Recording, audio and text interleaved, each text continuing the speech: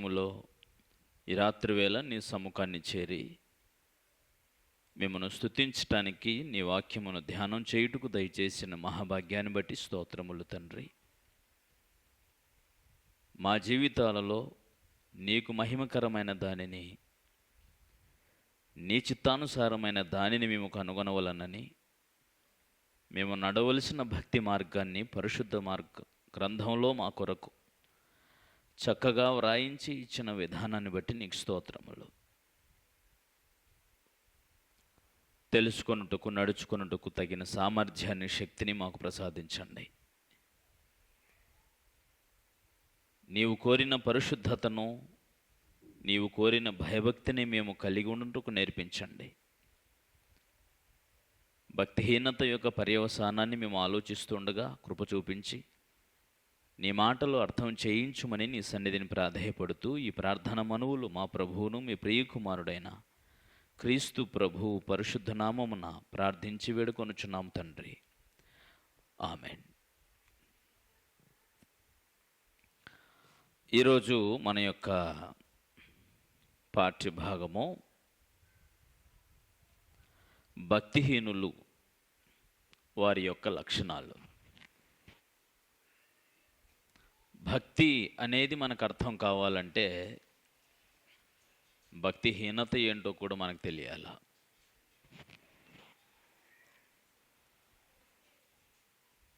భక్తి అంటే ప్రతి ఆదివారాన్న గుడికి వెళ్ళి రావడం. భక్తి అంటే ప్రార్థనా కూటాలకెల్లా వెళ్ళటం. భక్తి అంటే పాటలు పాడడం, వాక్యాన్ని బోధించటం, వాక్యాన్ని వినడం, చదవటం మాత్రమే కాదు. భక్తికి ఉండవలసినటువంటి లక్షణాలు ఇవి ఉండదగినవే. భక్తి అనేది మానవుడు దేని కొరకు తన మనస్సుని, మాటను, క్రియను సమర్పిస్తాడో దానిని పూజిస్తున్నాడు, దాని యందు భక్తి కలిగి ఉన్నాడని అర్థం. ఒకని మనో వాక్కాయ కర్మలు దేనికి సమర్పించబూనుకుంటాడో వాడు దాని పట్ల భక్తి కలిగి పూజిస్తున్నాడు అని అర్థం. చాలామందికి దేవుని ఎడల భక్తి కలిగి ఉండడం అంటే తమకు నచ్చిన గుడికి వెళ్ళి రావడం మాత్రమే అనుకుంటారు. వాస్తవానికి అది కాదు. భక్తి అనేదానికి నిర్వచనం చెప్పాడు దేవుడు తన గ్రంథంలో. క్రొత్త నిబంధన సంబంధులను ఉద్దేశించి యాకోబు రాసిన పత్రిక 1వ అధ్యాయము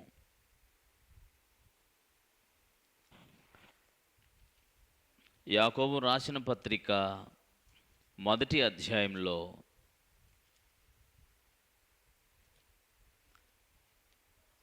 24, 23వ వచనం నుంచి మనం చదివితే,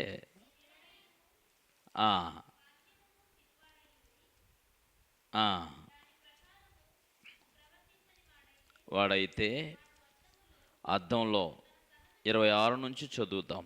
ఎవడైనను నోటికి కళ్యము పెట్టుకొనక తన హృదయమును మోసపరుచుకొనుచు భక్తి గలవాడనని అనుకొనిన ఎడల వాని భక్తి వ్యర్థమే అన్నాడు.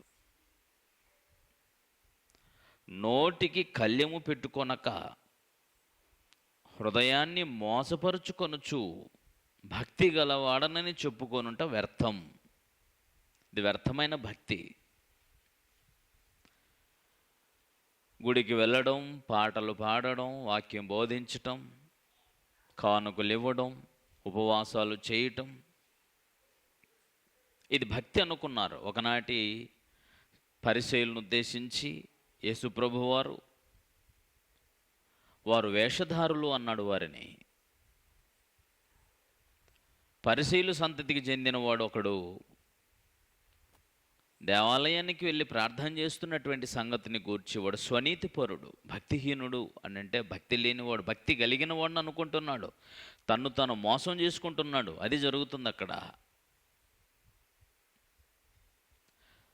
తన నోటికి కళ్ళెం పెట్టుకొనక తన హృదయాన్ని మోసపరుచుకొనుచు భక్తి గలవాడనని అనుకుంటే వాడి భక్తి వ్యర్థం అన్నాడు.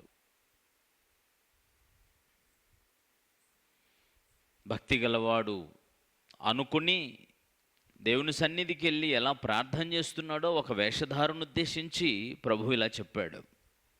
తర్వాత చదువుకోండి, లూకాసు వార్త 18వ అధ్యాయము 9వ వచనం నుంచి మీరు చదివితే, తమ్మును నమ్ముకొని తామే నీతిమంతులమనుకొని ఇతరులను తృణీకరించు వారితో యేసుప్రభు వారు ఒక ఉపమానం చెప్పాడు. ప్రార్థన చేయటానికి 2 మనుషులు దేవాలయానికి వెళ్ళారు. వారిలో ఒకడు పరిసయుడు. ఆ పరిసయుడు ప్రార్థన చేస్తూ నిలవబడి ఇలా చేస్తున్నాడట, ఏమని? దేవా, నేను చోరులను అంటే దొంగలను, అన్యాయస్తుల్ని, వ్యభిచారులను,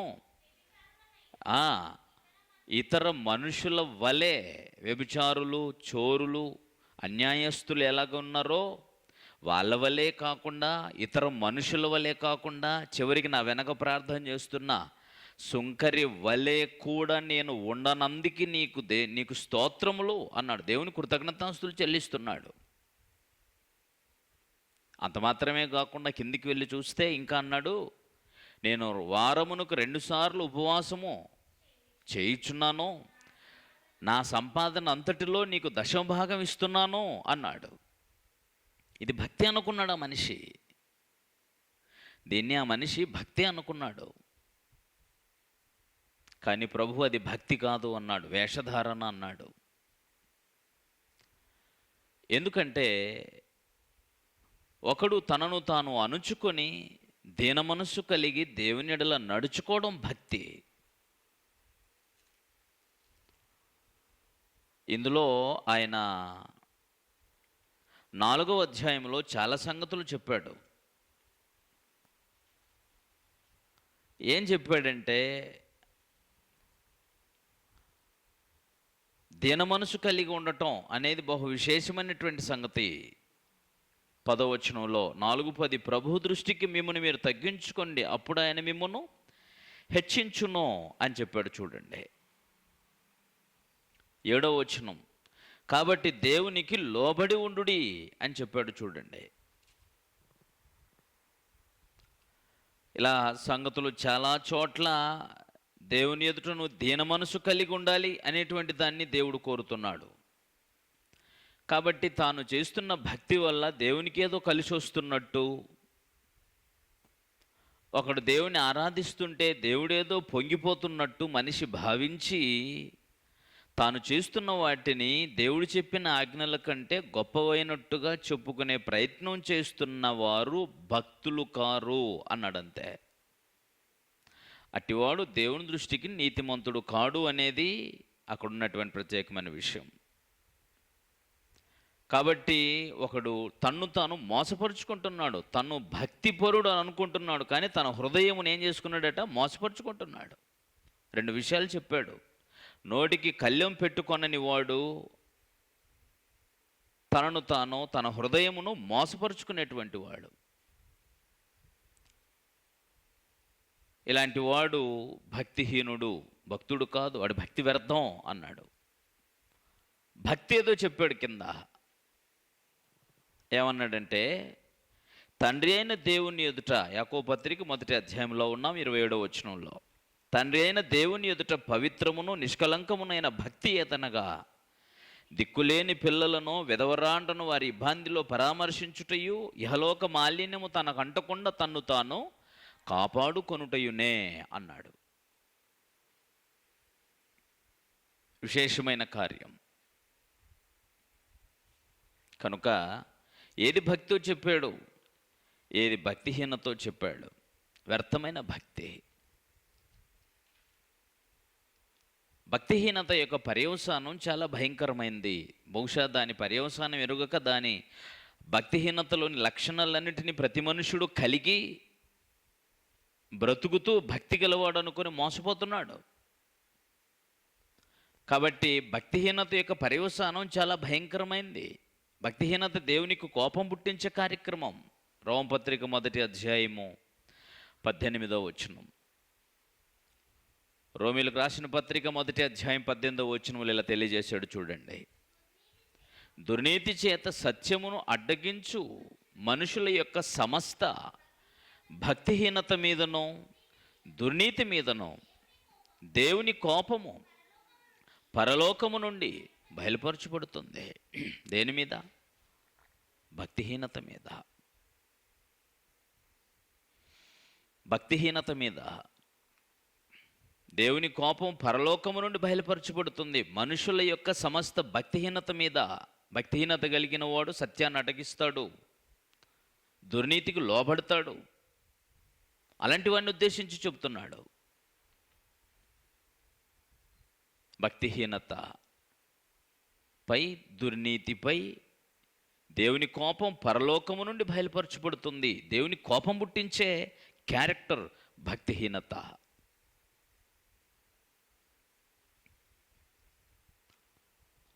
దేవుని కృప అనగా ప్రభు అయిన క్రీస్తు సిలువలో వేలాడుతూ మానవ జాతికి బోధించినటువంటి బోధ. తీతుకు రాసిన పత్రిక 2వ అధ్యాయము. తీతుకు రాసిన పత్రిక 2వ అధ్యాయం. భక్తిహీనత లక్షణాలు చెప్పలేదు, ఇంకా చెప్తాను. చూద్దాం వాక్యాధారం కలిగి. 11వ వచనం నుంచి 11, 12, 13 వచనాలలో దేవుని కృప సెలవులో ప్రత్యక్షమై కృపా సందేశం ఇది సమస్త మనుషులకు రక్షణకరమైన దేవుని కృప ప్రత్యక్షమైంది. ఎక్కడంటే సిలువలో. కృపా సత్య సంపూర్ణుడుగా మన మధ్య నివసించిన క్రీస్తు. కృపా సత్య సంపూర్ణుడుగా మన మధ్య నివసించాడు. మన కొరకు సిలువలో తను తాను అప్పగించుకున్నవాడు. కృప అంటే మానవుల ఎడల దేవునికున్న ప్రేమ, దేవునికున్న కనికరం, దేవుని దయ. సమస్త మనుషులకు రక్షణ కరమైన దేవుని కృప ప్రత్యక్షమై ఇలా చెబుతుంది. ఏమనంటే, మనము భక్తిహీనతను, ఇహలోక సంబంధమైన దురాశలను విసర్జించి శుభప్రదమైన నిరీక్షణ నిమిత్తము అనగా మహాదేవుడును మన రక్షకుడునైన యేసు క్రీస్తు మహిమ యొక్క ప్రత్యక్షత కొరకు ఎదురు చూచుచు ఈ లోకంలో స్వస్థ బుద్ధితోనూ నీతితోనూ భక్తితోనూ బ్రతికుచుండవలనని మనకు బోధించుచున్నది అన్నాడు. ఎవరు బోధిస్తున్నది? కృప బోధిస్తుంది. కృప ఎవరు? సమస్త మనుషులకు రక్షణకరమైన దేవుని కృప ప్రత్యక్షమైంది ఎక్కడ? సిలువలో. మానవ భక్తిహీనతపై దేవుని న్యాయమైన తీర్పు అనగా దేవుని కోపము, దేవుని ఉగ్రత భరిస్తూ భక్తిహీనత యొక్క ఫలము, భక్తిహీనత యొక్క శిక్ష మహాభయంకరమైందయ్యా, నువ్వు భరించలేవు అని ఆ శిక్షను భరించినటువంటి దేవుని కృప. క్రీస్తు ప్రభు వారు మానవ జాతికి చెప్పింది ఏమిటంటే, మీరు భక్తిహీనతను విడిచిపెట్టండి, ఇహలోక సంబంధమైన దురాశలను విడిచిపెట్టండి. ప్రభువైన యేసుక్రీస్తు రాకడ కొరకు మీరు ఎదురు చూస్తూ, ఆయన మహాదేవుడు మన రక్షకుడైన యేసుక్రీస్తు మహిమ యొక్క ప్రత్యక్షత కొరకు ఎదురు చూస్తూ ఈ లోకంలో ఉన్నంతకాలం స్వస్థ బుద్ధితో, నీతితో, భక్తితో బ్రతుకుచుండవలనని మనకు బోధిస్తుంది దేవుని కృప. దేవుని కృప ఏం బోధిస్తుందంటే, భక్తిహీనతను విడిచిపెట్టండి. ఎందుకు బోధిస్తుంది? భక్తిహీనత యొక్క పర్యవసానము, దాని శిక్ష చాలా భయంకరమైంది. ఆ శిక్షను భరించిన వాడు దేవుని కృపగా ప్రత్యక్షమైన ప్రభు అయిన క్రీస్తు. కాబట్టి ఆ శిక్షను భరిస్తూ చెప్పినటువంటి మాట అంటే శిలువలోని కృపా సందేశం అన్నమాట. అది ఏమని? మనం భక్తిహీనతను ఏం చేయాలట? విడిచిపెట్టాలి.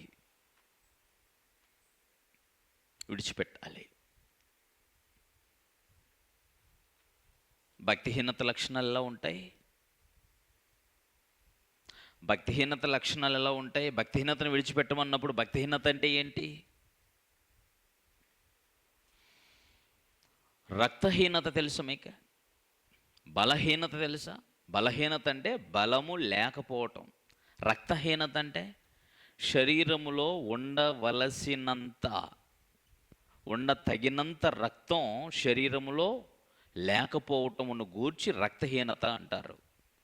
అట్టి రక్తహీనత 6 నెలల పాటు ఎవరికైనా కొనసాగితే బ్లడ్ క్యాన్సర్ వచ్చే ప్రమాదం ఉంటుంది అని డాక్టర్లు, అనుభవజ్ఞులు చెప్పారు. రక్తహీనత కలిగిన వాళ్ళు అంటే బ్లడ్ తక్కువగా ఉన్నవాళ్ళు, శరీరంలో ఉండదగిన దానికంటే తక్కువగా రక్తం బాడీలో ఉన్నట్లయితే వివిధమైన రోగాలు దేహంలోనికి వస్తాయి. దడ ఉంటుంది, అరికాల్లో నెత్తి మంట ఉంటుంది, కాళ్ళు చేతులు తిమ్మెరలు ఉంటాయి, ఎన్నో కారణాలు ఉంటాయి. ఈ సిమ్టమ్స్ అన్నిటినీ, ఈ సూచనలన్నిటినీ బట్టి రక్తం తక్కువ ఉందని సిమ్టమ్స్ని చెప్పేస్తే చాలు, వాటిని బట్టి అనుభవజ్ఞుడు చెప్పేస్తాడు, నీ బాడీలో ఉండదగినంత బ్లడ్ నీ బాడీలో లేదు, దాని రక్తహీనత అంటారు. రక్తహీనత మెల్లమెల్లగా శరీరమును క్షీణింపజేసి వివిధమైన రోగాలకి నిలయమై దేహము ఏ విధంగా చావుకు చేరువవుతుందో అలాగే భక్తి ఉండదగినంతగా ఉండకుండా భక్తి పేరుకు మాత్రమే గుడికి వెళ్ళటం, ప్రార్థన చేయటం, చెప్పాం కదా ఇందాక, వివిధమైన ఫార్మాలిటీస్, క్రైస్తవంలో ఫార్మాలిటీస్ చేస్తూ ఉన్నటువంటి కార్యక్రమాలు ఏవైతే ఉంటాయో, నామకా వస్తే చల్తీ కన్నాం గాడి బడితీ కన్నాం దాడి అంటారు దాన్ని. ఇలాగా నామకార్థులుగా బ్రతుకుతున్నటువంటి ఈ క్రైస్తవులను ఉద్దేశించి భక్తిహీనత అంటే భక్తి ఉండదగినంత ఉండకుండా భక్తిని తక్కువ కలిగి ఉండటం అనేటువంటి దాన్ని భక్తిహీనత. అది మన భాషలో అర్థం అవడం కోసం. కానీ భక్తిహీనత లక్షణాలు విచిత్రమైనవి, అవేవో చూద్దాం. సాక్షాత్తు దేవుడే చెప్పిన మాట, మనిషి మాట కాదు. 50వ కీర్తన 16వ వచనం. కీర్తనల గ్రంథంలోని 50వ కీర్తనలో 10వ వచనం, 16వ వచనం నుంచి చదువుతాం. భక్తిహీనులతో దేవుడిట్లు సెలవిచ్చుచున్నాడు. భక్తిహీనులు ఏం చేస్తారు? గ్రంథాన్ని కూడా వివరిస్తారు, గ్రంథాన్ని కూడా చదువుతారు, నిబంధన చేతపడతారు, అందులో డౌట్ లేదు. సూపర్ కదా, సూపర్. గ్రంథాన్ని వివరిస్తారట, నిబంధనను నోట వచిస్తారట, చదువుతారు, ప్రార్థన చేస్తారు, అవన్నీ ఉంటాయి. కానీ దేవుడు భక్తిహీనులతో ఇలా సెలవిస్తున్నాడు, ఏమని? నా కట్టలు వివరించుటకు నీకేం పని? నా నిబంధన నీ నోట వచ్చిస్తావు ఎందుకు? నా మాటలు ఎవడరా నిన్ను పలకమనిందే? నువ్వు భక్తిహీనుడివి. భక్తిహీనుడు నా మాటలు పలకకూడదు, నా నిబంధన వచించకూడదు, నాకు మాట్లాడకూడదు. దేవుడు చాలా ఖచ్చితమైనడు అండి, భక్తిహీనతను సహించడు. ఎంత కోపంగా మాట్లాడి ఉంటాడు ఆ మాటని. ఈరోజు మనం చాలా సులువుగా చదువుతున్నాం. భక్తిహీనులతో దేవుడు ఇట్లు సెలవిచ్చుచున్నాడు, నా కట్టడలు వివరించుటకు నీకేమి పని? నా నిబంధన నీ నోట వచించదవేమి? ఎవడరా నిన్ను పట్టుకోమన్నది నా గ్రంథాన్ని అన్నట్టుగా ఉంది అది. ఆయన మాట్లాడి ఆ పద్ధతిలో మాట్లాడితే మైకులు పగిలిపోతాయి. ఎవడరా నువ్వు రమ్మన్నదే అని ఎంత సీరియస్గా చెప్పేశాడో. ఆ క్యారెక్టర్ ఏంటో చూడండి. మొదటిది, దిద్దుబాటును అసహించుకుంటాడు. భక్తిహీనుడు ఏం చేస్తాడు? ఫస్ట్ దిద్దుబాటును అసహించుకుంటాడు. నంబర్ 2, దేవుని మాటలు వింటారు కానీ వెనక్కి త్రోసేస్తారు. అంటే అర్థమని తెలుసా? వింటారు, గడప దాటగానే మర్చిపోతారు. భక్తిహీనుడు లక్షణం. రెండవది. మూడవది, దొంగను చూస్తాడు, వాడితో ఏకీభవిస్తాడు, అడ్డగించడు, కనీసం నేను రానని చెప్పడు. నాలుగవది, వ్యభిచారులతో సాంగత్యం చేస్తాడు. వ్యభిచారులతో సాంగత్యం చేయొచ్చునా? తర్వాత చదువుకోండి, కొరింథీ పత్రికలో పరిశుద్ధులు ఎలా ఉండాలో, భక్తిపరులు ఎలా ఉండాలో చెప్పాడు 6వ అధ్యాయంలో. ఉండకూడని లక్షణాలు 9వ వచనం నుంచి వివరిస్తూ ఆ తర్వాత వచనాల్లో ఆయన చెప్పినటువంటి విషయాలు చాలా ప్రత్యేకమైనవి. మీరు వాడితో కలిసి ఉండటానికి లేదు, వీల్లేదు. ఎవడైనా తాగుబోతు కానీ, వ్యభిచారి కానీ, లేకపోతే జారుడు కానీ, తిట్టుబోతు కానీ ఎవడైనా ఉంటే వాడితో కలిసి సహవాసం చేయకూడదు, వాడితో కలిసి భోజనం కూడా చేయకూడదు అని రాశాడు అక్కడ. పైన వచ్చినాలు ఇంకా నో. తర్వాత ఇంకా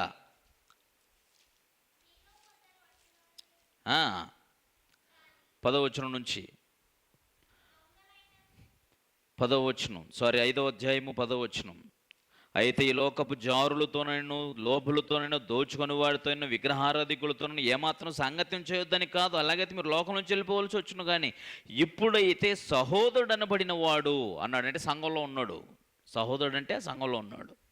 సంఘంలో ఉన్న వాళ్ళలో ఎవడైనా సరే జారుడు కానీ, పిసినుగొట్టుడు కానీ, విగ్రహారాధికుడు కానీ, తిట్టుబోతు కానీ, త్రాగుబోతు కానీ, దోచుకొనివాడు కానీ అయ్యుంటే అట్టి వానితో సాంగత్యం చేయకూడదు, భుజింపనూకూడదు అని మీకు వ్రాయిచున్నాను అని చెప్పాడు. చూడండి, వాడు జారుడై ఉండకూడదు, త్రాగుబోతే ఉండకూడదు, లోబియే ఉండకూడదు, తిట్టుబోతే ఉండకూడదు, విగ్రహారాధికుడై ఉండకూడదు, అలాంటిది సాంగత్యం చేయకూడదు అన్నాడు అంతే ఆయన. జారుడు అంటే వ్యభిచారి అని అర్థం. జారత్వం, వ్యభిచారం రెండు ఒకే తెగకు సంబంధించినవే.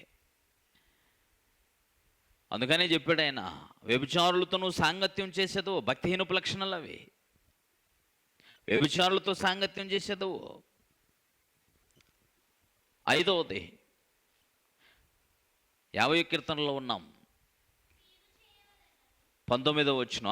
కీడు చేయవలని నీ నోరు తెరుచుస్తున్నావు, 5వ క్యారెక్టర్. 6వది, నీ నాలుక కపటం కల్పిస్తుంది.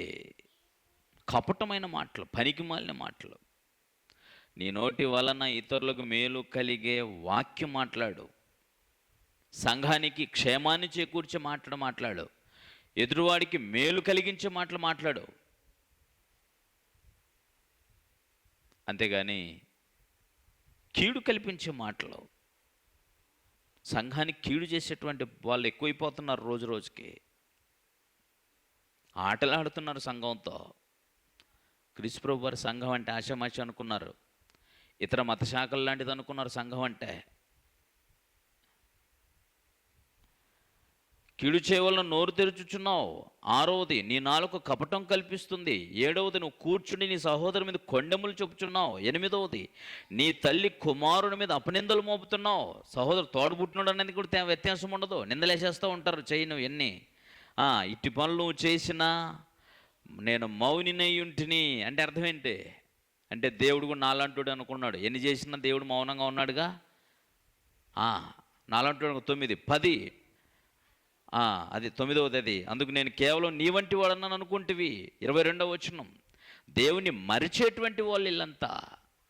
ఎన్ని లక్షణాలు ఉన్నాయి ఇక్కడ? 10 క్యారెక్టర్స్. భక్తిహీనపు లక్షణాలు. భక్తిహీనపు లక్షణాలు 10 క్యారెక్టర్స్, 10 లక్షణాలు. దిద్దుబాట సహించుకోవటం, దేవుని మాటలు వెనక్కి చేయటం, దొంగతో ఏకీభవించటం, వ్యభిచారులతో సాంగత్యం చేయటం, కీడు చేయాలని నోరు తెరవటం, 4 కపటమైన మాటలు మాట్లాడటం, కూర్చొని పని పాటలు లేకుండా సహోదరుల మీద కొండెములు చెప్పడం, సొంత అన్నదమ్ముల మీద కూడా అపనిందలు వేయటం, దేవుణ్ణి తనలాంటి వాడు అనుకోవటం, ఎందుకంటే శిక్ష వెంటనే రాగిపోవటం చూసి భయం విడిచి బ్రతుకుతాడు అంటాడు 8వ అధ్యాయం ప్రసంగి గ్రంథంలో 8:14 అనుకుంటా. అక్కడ ఏముంటుందనంటే, దుష్క్రియకు తగిన శిక్ష శీఘ్రముగా కలుగకపోవటం చూచి నరులు భయము విడిచి బ్రతుకుదురు అని ఉంటుంది అక్కడ. కాబట్టి దేవుడు తనలాంటోడు అనుకున్నారు, తాము చేసేటువంటి దేవునికి అంగీకారం అనుకుంటున్నారు. కాబట్టి దేవుని మరిచేటువంటి వ్యక్తిత్వం, ఇలాంటి క్యారెక్టర్ 10 లక్షణాలు ఒకే అధ్యాయంలో. భక్తిహీనులతో సాక్షాత్తు దేవుడు చెప్పిన మాట. భక్తిహీనులతో దేవుడు ఇలా చెబుతున్నాడు అన్నాడు కీర్తనకారుడు. దేవుడు చెప్పిన మాట.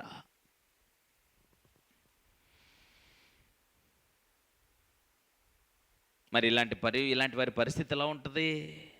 ఇంకా ఏం చేస్తారో చూద్దామా? సామెతల గ్రంథం 15:8 ఇప్పటి వరకు 10 చూశారుగా. ఇప్పుడు మరలా చూడండి 11. భక్తిహీనుల నోరు అర్పించు బలులు. భక్తిహీనుడైన వాడు అర్పించే బలి దేవునికి అసహ్యం.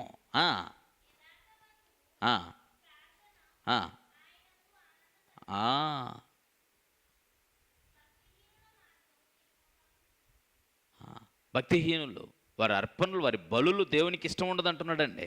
అది చెడ్డ మాటలు కుమ్మరించేటువంటిది. 15:29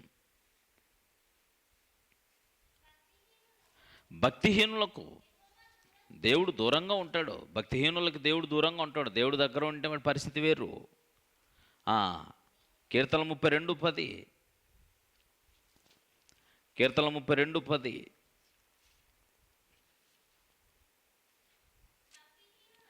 భక్తిహీనులకు అనేక వేదనలు కలుగుతాయి. దాని పర్యవసానం తెలియాలి కదా వాళ్ళకి.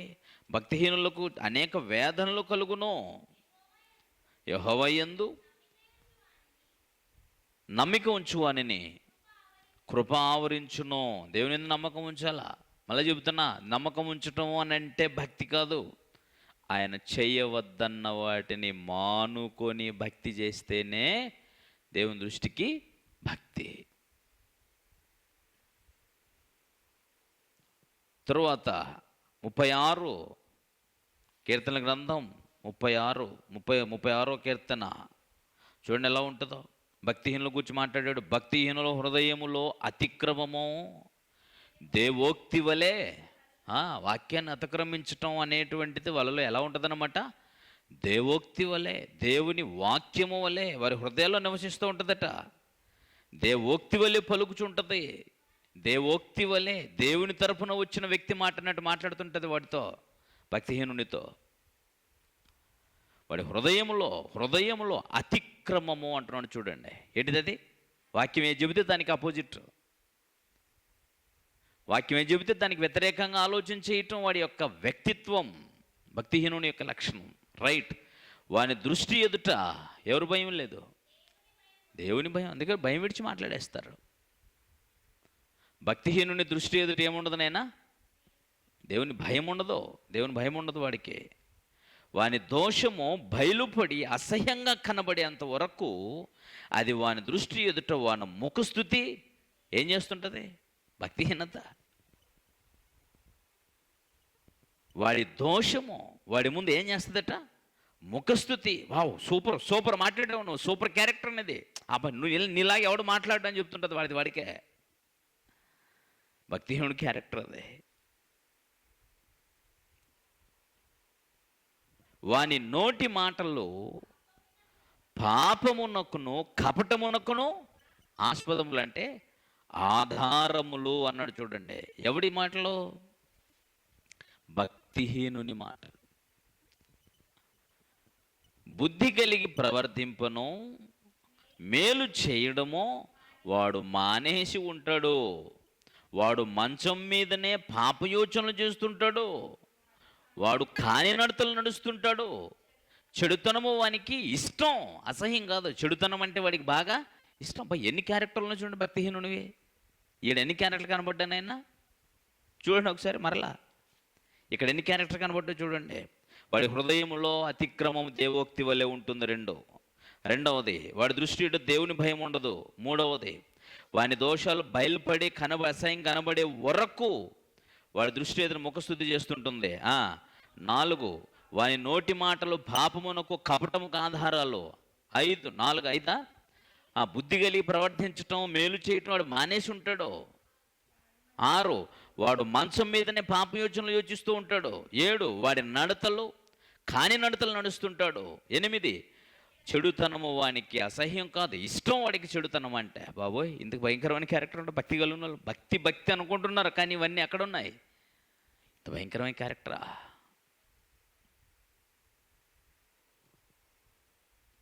భక్తిహీనుల క్యారెక్టర్ ఇంకా చూద్దాం. వాళ్ళ క్యారెక్టర్ రాయాలనైనా ఖచ్చితంగా. 37:21 కీర్తనల గ్రంథం 37:21. భక్తిహీనులు అప్పు చేసి తీర్చకయుందురు. అప్పు చేసి అప్పు తీర్చకుండా ఉండేవాళ్ళు ఎవరు? భక్తిహీనులు అన్నాడు. చూడండి, అర్థమైందా? మరి దీని పర్యవసానం చూద్దాం తర్వాత. సామెతలు 9:7 భక్తిహీనులు గద్దిస్తే ఏమొస్తుందట? 9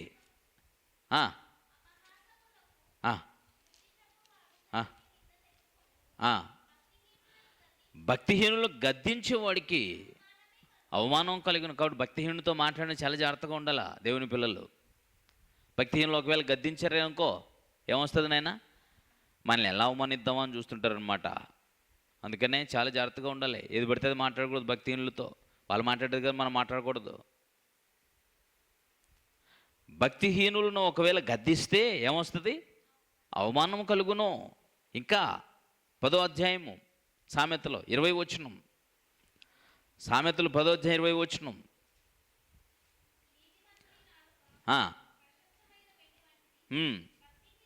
భక్తిహీనుల ఆలోచన పనికి మాలింది అంటున్నాడు. చూడండి, ఆలోచన పనికి మాలింది, అక్కడ క్రియలు కూడా పనికి మాలినవే. భక్తిహీనుల యొక్క ఆలోచనలు పనికి మాలినవి అంటున్నాడు. చూడండి, 12:21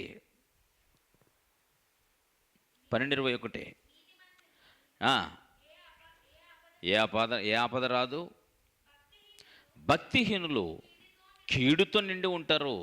భక్తిహీనులు దేంతో నిండి ఉంటారు? కీడు. ఎప్పుడు కీడు చేద్దామనే, మేలు చేయడం చేత కాదు వాళ్ళకి. మేలు చేసిన చరిత్ర ఉండదు ఎవరికినే. భక్తిహీనునికి ఏం చేస్తుంటారు నాయన? వాళ్ళు కీడు చేయాలనుకుంటుంటారు వాళ్ళంతా. 12:26 భక్తిహీనుల ప్రవర్తన ఏం చేస్తుంటారో చూడండి. భక్తిహీనుల ప్రవర్తన ఏం చేస్తుంటుంది?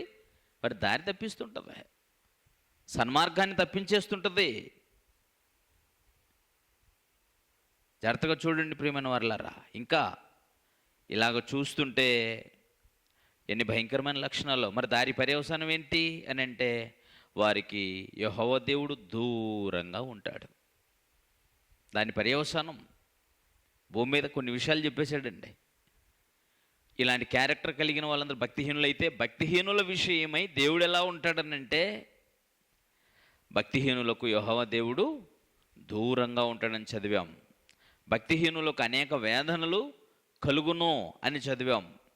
తరువాత 3వ అధ్యాయం 33 సామెతల గ్రంథం, సామెతల 3వ అధ్యాయం 33 భక్తిహీనుల ఇంటి మీదికి శాపం వచ్చును అంటూ చూడండి. అక్కడ భక్తిహీనుల ఇంటి మీదికి యెహోవా శాపం వచ్చును అని అన్నాడు. చూడండి, 10వ అధ్యాయం 24 10:24 భక్తిహీనుడు దేనికి భయపడునో అది వచ్చి వాని మీద పడును. వాడు దేనికి భయపడుతుంటాడో అది వచ్చి వాని మీద పడుతుంది, అది వస్తుంది వాడి మీదకి అని అన్నాడు. 10:27 భక్తిహీనుల ఆయుష్ తగ్గిపోవును అన్ను. చూడండి, భక్తిహీనుల ఆయుష్ ఏమైపోతుంటుంది? తక్కువైపోతుంటుంది.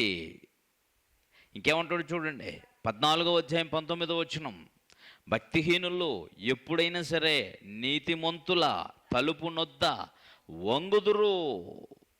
10వ అధ్యాయము 1 భక్తిహీనుల ధనము వారికి లాభకరము కాదు. భక్తిహీనుల ధనం వారికి లాభకరం కాదు.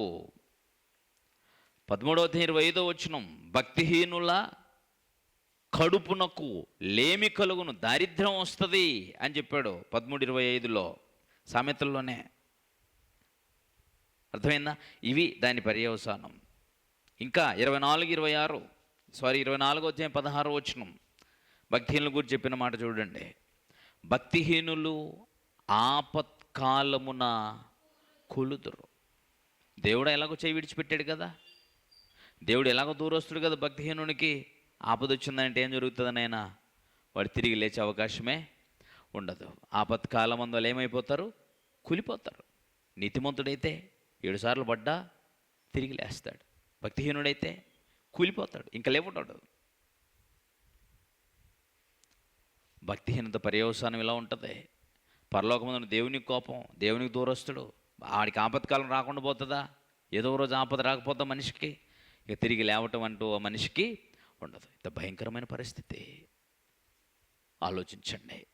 కనుక ప్రభువైన యేసుక్రీస్తు శిలువలో వేలాడి చెప్పినటువంటి విషయం ఏంటంటే, భక్తిహీనతను విడిచిపెట్టండి. ఏం చేయమన్నాడు? భక్తిహీనతని విడిచిపెట్టండి. భక్తిహీనత యొక్క పర్యవసానం చాలా భయంకరమైంది. దాన్ని మీరు తప్పించుకోలేరు. పరలోకమందున దేవునికి కోపం వచ్చే క్యారెక్టర్ అది. భక్తిహీనులతో దేవుడు చెప్పిన మాటలు విన్నారు. భక్తిహీనుల యొక్క ఇంకా ఎన్ని క్యారెక్టర్స్ ఉంటాయో దేవుడు చెప్పిన మాటలు ఆధారం చేసుకుని దావీదు భక్తుడు తన కీర్తనల్లో తన అనుభవాన్ని రంగరించి కీర్తనలో వాడి క్యారెక్టర్లను చెప్పాడు.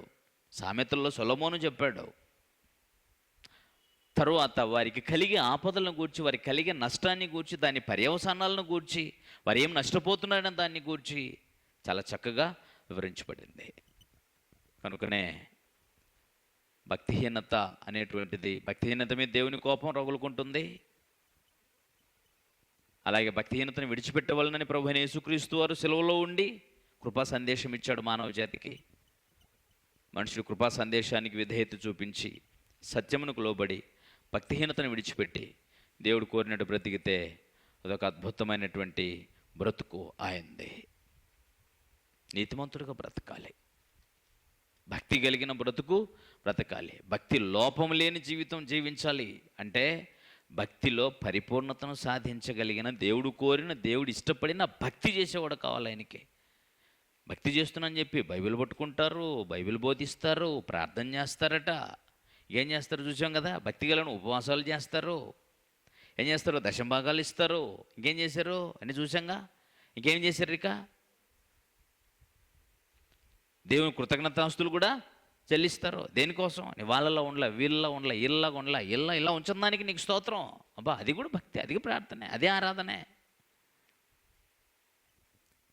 ఇలాంటి వాళ్ళు ఎక్కువైపోయారు ఈ దినాలలో. అది మనం చదువుకున్న సందేశం అంతా 2000 సంవత్సరాల కిందటి అపోస్తలుడైన పౌలు చెప్పిన మాట, ప్రభువైన క్రీస్తు వారు చెప్పిన మాట, యాకోబు గారు చెప్పిన మాట, ఇంకా పేతురు గారు చెప్పిన మాట. భక్తిహీనుల గురించి ఆయన మాట్లాడాడు చాలా. భక్తిహీనుల మీదకి దేవుని తీర్పు వస్తుందని ఇప్పుడు మాట కాదు. యూదాపత్రిక 14వ వచనంలో ఉంటుంది. ఆదాము మొదలుకొని ఏడవ వాడైన హనోకు కూడా భక్తిహీనులను గూర్చి ఇట్లు ప్రవచించెను. ఏమనంటే, భక్తిహీనుల మీదికి దేవుడట వేవేల పరిశుద్ధ దూతలతో దిగి వచ్చిన తీర్పు తీర్చడానికి అని ఉంటుంది అక్కడ. అంటే పూర్వము నుంచి కూడా భక్తిహీనులు అంటే దేవునికి చాలా కోపం. ఓకే, కాబట్టి భక్తిహీనులు తీర్పులోనికి వస్తారు. భక్తిహీనులు భూమి మీద ఉండగా క్షేమంగా బ్రతుకుతున్నాం అనుకుంటారు, కానీ వాళ్ళ ధనము వారికి లాభప్రాప్తం కాదట. భయంకరమైనటువంటి పరిస్థితుల్లో మనుషులు, ఇది లోకంలో పూర్తిగా తెలియని వాడి కోసం మాట్లాడిన మాట కాదు. ఇది ఎవరి కోసం? కేవలము భక్తి కలిగిన వాడనని చెప్పుకుంటూ టైం పాస్ చేస్తున్నటువంటి నామకార్థుల కోసం చెప్పిన మాట. భక్తిగా ఉంటే భక్తిగా సరిగ్గా ఉండాలి, లేదనంటే లోకంలో కలిసి వెళ్ళిపోవాలి. అంతేగాని ఎటు కాకుండా బ్రతికితే దేవుని 2 అంతుల ఉగ్రతకి పాత్రులు అవుతారు. ఓకే, బాగా ఆలోచించి భక్తిహీనతను మనిషి విడిచిపెట్టి ప్రభు చెప్పినట్టుగా, శిలువలో బోధించినట్టుగా కృపా సందేశానికి విధేయత చూపించి నీతితో, భక్తితో, స్వస్థబుద్ధితో, యథార్థతను కలిగి బ్రతుకుతూ క్రీస్తు ప్రభు రాకడ కొరకు ఎదురు చూడాలి. తల ఉంచి కళ్ళమని ప్రార్థన చేసుకుందాం. పరమ తండ్రి, నీ ఘనమైన నామానికి స్తోత్రం. భక్తిహీనత, దాని పర్యవసానం, దాని లక్షణాలు ఏంటో మేము తెలుసుకోవడానికి కృప చూపించారు. ఉన్నతమైన మీ ఆలోచనలను విన్న మేము మరొకసారి మా భక్తి జీవితాన్ని పరీక్షించుకుంటూ సహాయం చేసినందుకు స్తోత్రాలు. మేము భక్తిహీనుల జాబితాలో చేరిపోకుండా భక్తిహీనత యొక్క లక్షణాలన్నిటినీ మా తలలో ఉంచుకొని, మా మనసును అందించుకొని, ఇది భక్తిహీనపు లక్షణమని గ్రహించి దాన్ని విడిచిపెట్టగల సహృదయాన్ని, దిద్దుకోగలిగినటువంటి భక్తిగల హృదయాన్ని మా అందరికీ ప్రసాదించండి. మీ మాటలు మా హృదయాలలో ఫలింపు చేయండి, మీ కొరకు జీవింపు చేయండి, యథార్థవంతులుగా బ్రతకనివ్వండి. క్రీస్తు పేరిటి ప్రార్థన అడుగుచున్నాం తండ్రి, ఆమెన్. వందనాలు.